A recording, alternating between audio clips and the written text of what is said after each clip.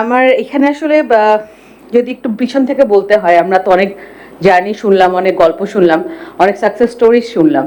তো এই জায়গাটা এখন যেভাবে আসলে ফ্লারিশ হচ্ছে, মেয়েরা যেভাবে খেলছে এবং এই জায়গাটাতে ধরেন সাফ থেকে শুরু করে এশিয়া গেম থেকে এশিয়া কাপ থেকে শুরু করে প্রত্যেকটা সেক্টরই আসলে আমাদের এখন অর্জনটা অনেক বেশি, এবং আস্তে আস্তে এবং এই বছরের শুরুতেও কিন্তু আমরা একটা চ্যাম্পিয়নশিপ পেয়েছি ফুটসাল থেকে, রাইট? সো ওই জায়গা থেকে এখন যেভাবে আমরা গ্র্যাজুয়ালি গ্রো করছি, এইখানে আস্তে আস্তে দেখেন ব্র্যান্ড এন্ডোর্সমেন্ট বলেন কিংবা অ্যাসোসিয়েশন বলেন, আমরা স্পন্সরশিপ যেভাবেই বলি না কেন, সেটাও কিন্তু স্কোপটা ক্রিয়েট হচ্ছে ডে বাই ডে। আমি বিশ্বাস করি এবং আশা করি এটা আরো বেশি আসবে ব্র্যান্ড পার্টিসিপেশনের জায়গা থেকে। এবং যদি আমরা সেরকম ভাবে ধরেও নেই যে আসলে ব্র্যান্ডগুলো কিভাবে কাজ করছে, রিসেন্ট টাইমে আমরা যদি দেখি, লাস্ট ঢাকা ব্যাংকও আপনার কিছু স্পন্সরের কাজ করেছে, কোকাকোলা অনেকদিন ধরে কাজ করছে।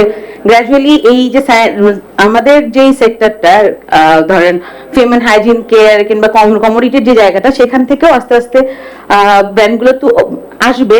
আমরাও যেমন এসেছি আজকে, আস্তে আস্তে আমরা বিশেষ করে পরের স্টেপগুলোতেও আমরা আসলে পাশে থাকতে পারবো আর সামনের দিনগুলোতে।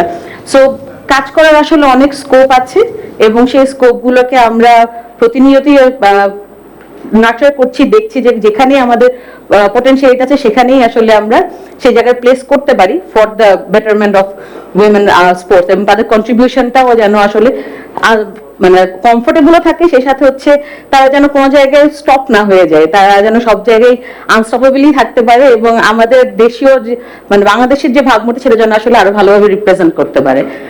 সো উইশিং আ ভেরি কি বলবো good luck for our team, যে আমরা তারা সামনের দিকে আরো ভালো ভালো কিছু গেম আমাদেরকে উপহার দিতে পারে এবং কিছু চ্যাম্পিয়নশিপ যেন উপহার দিতে পারে।